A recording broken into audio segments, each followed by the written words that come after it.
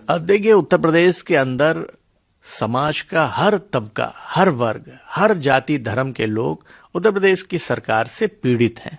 इसीलिए तो माननीय राष्ट्रीय अध्यक्ष जी ने कहा कि जो पीड़ित हैं, दुखी हैं, अपमानित हैं, वही पीडीए हैं।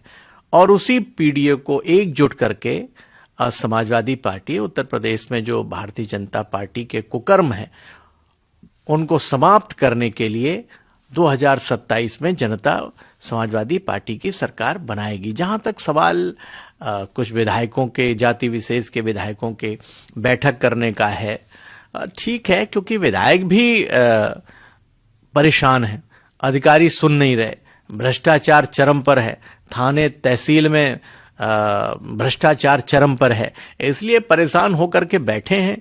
तो सरकार इसलिए परेशान है, तो सरकार सोच रही है कि किसी तरह उस पर पानी डाला जाए।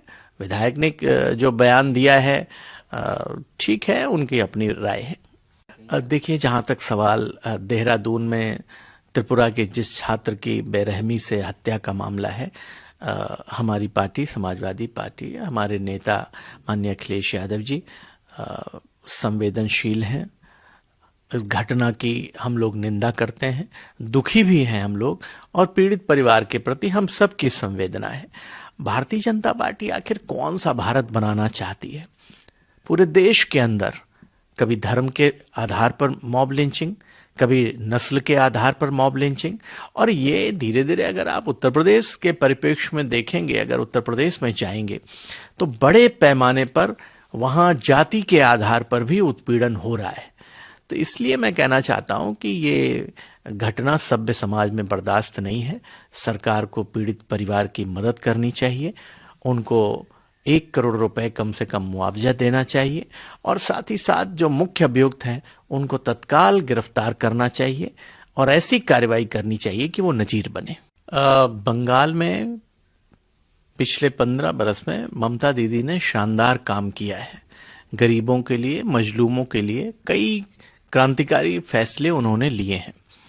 भारतीय जनता पार्टी की गिद्ध दृष्टि बंगाल की सत्ता पर लगी हुई है। गृह मंत्री जी का ये कहना, घुसपैठियों को मुद्दे पर, घुसपैठियों के मुद्दे पर चुनाव लड़ना, कौन घुसपैठिया है? पिछले 10 साल से तो आपकी सरकार है ना, ये तीसरा टर्म आपको मिला है, आप गृह मंत्री हैं लगातार, कैसे घुसपैठ हो गई? और फिर आप एसआईआर करा रहे हो। अगर कोई घुसपैठिया है तो भेजिए ना देश के बाहर, जिम्मेदारी किसकी है?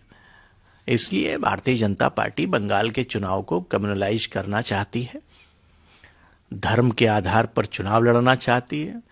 कह रहे हैं क्या बंगाल में कौन सी भाषा बोल रहे हैं कि हिंदुओं के हृदय पर घाव लगा हुआ है, मरहम से नहीं जाएगा।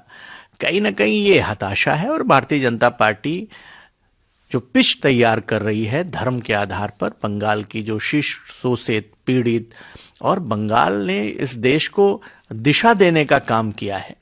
बंगाल के लोग भारतीय जनता पार्टी को कभी बर्दाश्त नहीं करेंगे, उनकी करारी शिकस्त होगी। बंगाल में एक बार फिर से ममता दीदी की तृणमूल कांग्रेस की सरकार बनेगी।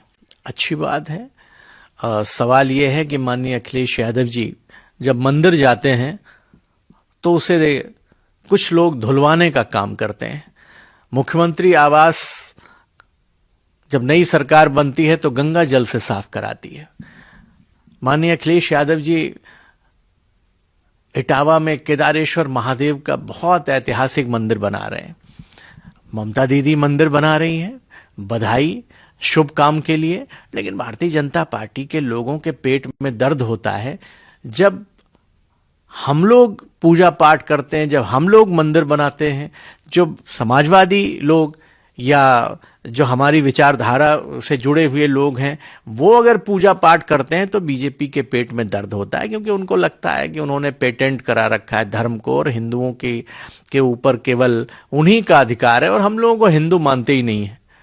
इसलिए उनके पेट में दर्द हो रहा है। हमें खुशी है कि ममता दीदी मंदिर बना रही हैं, और मंदिर बन जाएगा तो हम समाजवादी भी दर्शन करने जाएंगे वहाँ।